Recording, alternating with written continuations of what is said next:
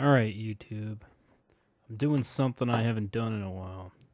Now, I planned to do another review like a year ago. I wrote up a script and all this shit. And then something came up and I put it on the back burner.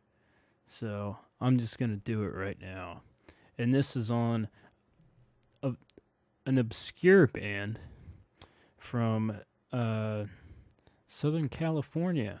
I believe it's the San Francisco Bay Area. So, SoCal. And this band, from what I know, from what information I have gathered over the years, is kind of a crowd favorite over there. You know, they never really made it big. It's depressing because they really deserved fame. I think the biggest thing they ever had was one of their music videos mocked on Beavis and Butthead, and it's very Beavis and Butthead esque, so it was perfect. And a Sega Saturn commercial they were in for I don't know, like 10 seconds. But anyways, this is the band M.I.R.V, and what I'm going to talk about today is their entire discography, their first album in particular, and I'm going to do it reverse. So starting from their latest, which I'm not totally up to date, but suppose their last album that came out in like 2000, and I think they were coming out with some other album called like 500 Pound Bomb, but yeah. This is the band M.I.R.V. To my knowledge, they toured with Primus a lot, which I used to be this giant Primus fan, so I know too much about Primus. But anyways, this is M.I.R.V. This is the latest album they came out with. Whoops. Oh, there we go. Yeah. This is Dancing Naked in a Minefield. Now, I gotta say, actually, the CD booklet is set up to be like a faux board game. So I like stuff like that. Oh, I apologize for the heavy breathing, by the way. I'm trying to get that figured out. That and I just started smoking again like a week ago, so trying to get that figured out too. Anyways, Dancing Naked in a Minefield is actually pretty underrated.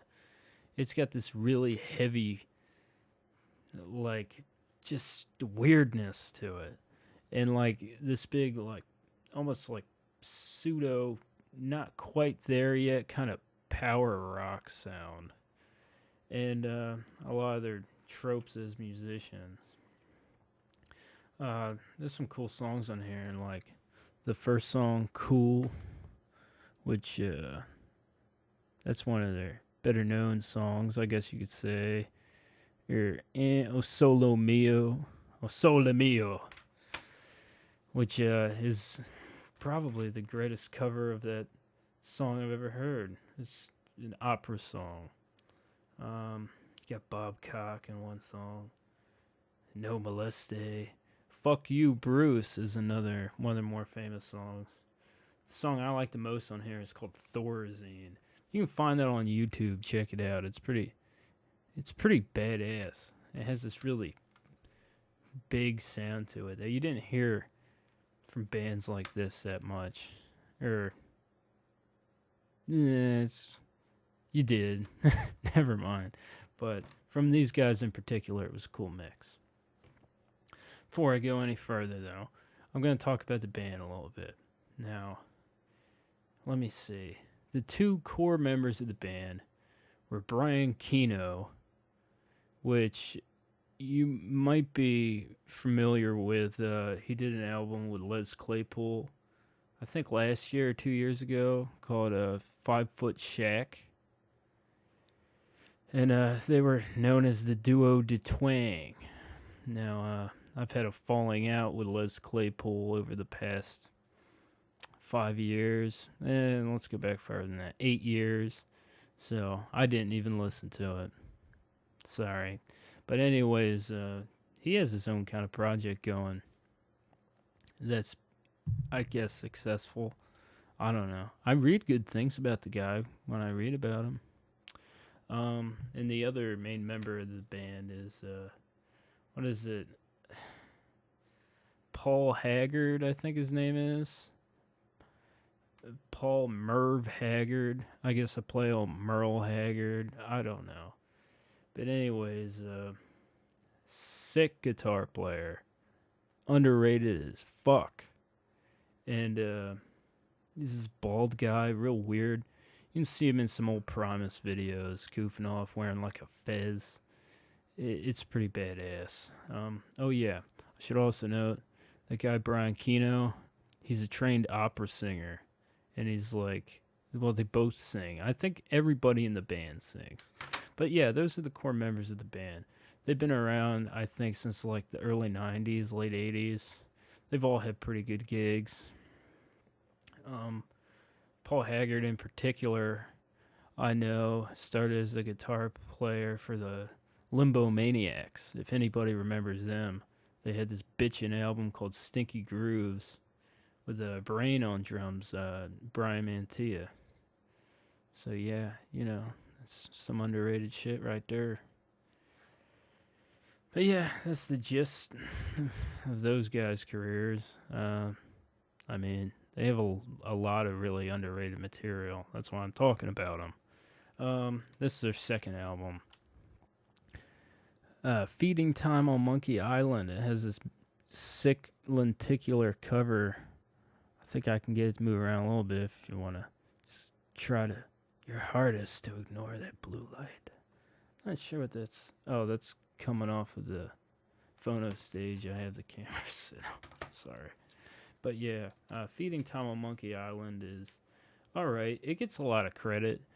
It's just kind of a good, like, 90s rock album. It's got some elements of, like, thrash funk in there. It's pretty interesting. I mean, it's essential if you're going to check these guys out, though. One of their few music videos was featured off of a song on here, Monkey Boy. But, there aren't too many songs on here I really like. I know it's hard to come by and quite sought after for the cover, though.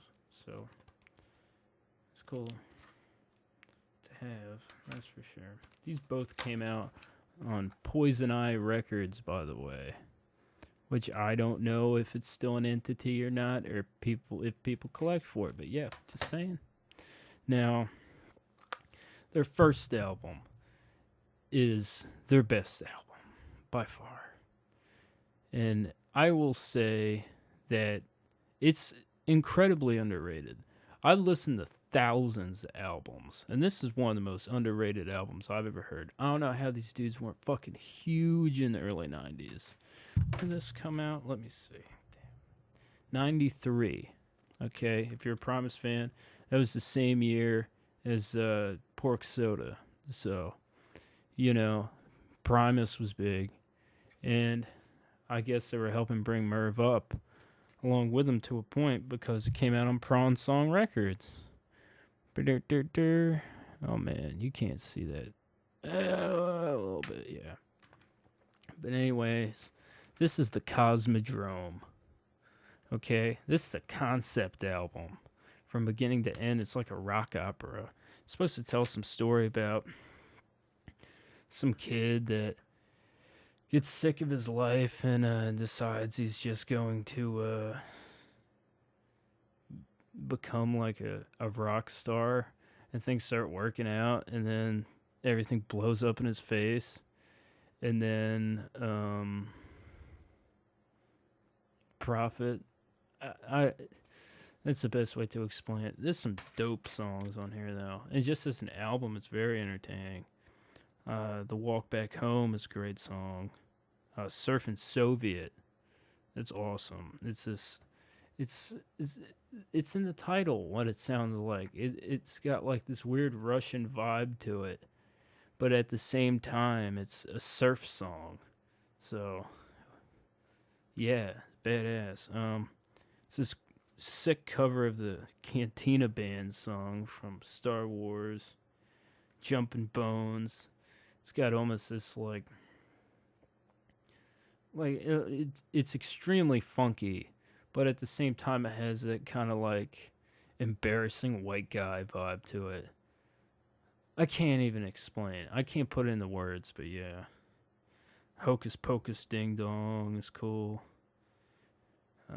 Shave My Face Off was probably their most famous song. Just because that was a song that the video was included in Beavis and Butthead. Now, I don't remember MTV too much from those days, and I don't remember ever seeing it, so I can't say whether it got heavy rotation or not. But, yeah, I mean, it's a cool song. It's got this really sick riff to it. It's catchy. It's got weird lyrics, too. And that sums up this album, really, is weird lyrics. Because, like I said, it's a rock opera. So it explains the story. And I can't say I've heard any albums from this genre, the thrash funk genre, attempt a concept album. And, like, not like barely a concept album. It's like very into the concept. But the skits on here are just awesome. Like, I don't know how they recorded it. It really sounds like you're in the room when you're listening to it. Then you get these weird interlude songs, which none of them match each other at all, or even close to each other. They're like totally different genres. It really shows off the strength of the band with this album. The last song, the performance, is really epic too. It's reminds me a lot of The End of the Wall. Well, Pink Floyd's The Wall. And, ends with a big explosion and just weirdness. It gets really creepy. And I'd say that's probably the biggest inspiration for this album was Pink Floyd's The Wall. Because it has a very similar aesthetic in the way it moves and sounds, Like just the major varying degrees of emotions and attitudes. And I might be giving this album more credit than it deserves, but I'm dead serious. This is underrated as hell. I'll post a better picture up in the thumbnail, but yeah. And what else is going with this? Now, I got this as a gift. I can only assume this is extremely rare. But this is the accompanying comic book. Yeah. My buddy got me for this off of eBay a couple of years ago. And it explains the story of the album, which is kind of loose, but you can put it all together from listening to it. But, yeah, this kid leaves home, finds a guitar in a trash can, and starts playing it. He's got this drunk father, and his mom's a bitch, and nobody likes him. And then, like, he's a sick guitar player, so he starts meeting chicks. And he meets this one chick that's a total hoe, and then she 2 times him, and then he loses it, and decides he's gonna get reconstructive surgery, and he shaves his face off, and starts performing, which it sounds like he's being tortured in the middle of an arena at the end, and then this big nuclear explosion.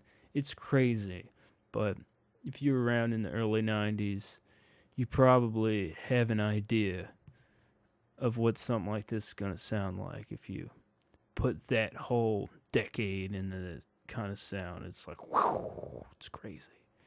But yeah, this comic book, this is priceless to me, man. I think I own everything M.I.R.V ever put out, besides maybe some singles and some impossible to find t-shirts. But yeah,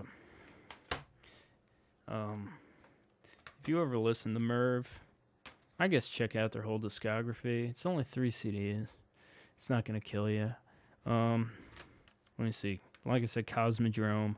Definitely listen to this album if you're into thrash funk or Southern California rock music in the early 90s, or even if you're just a Primus fan and you like weird, I can't even put in the words, you like really like acid fueled, just funky left of field stuff with just some killer musicianship, then yeah, definitely check out Cosmodrome by M.I.R.V.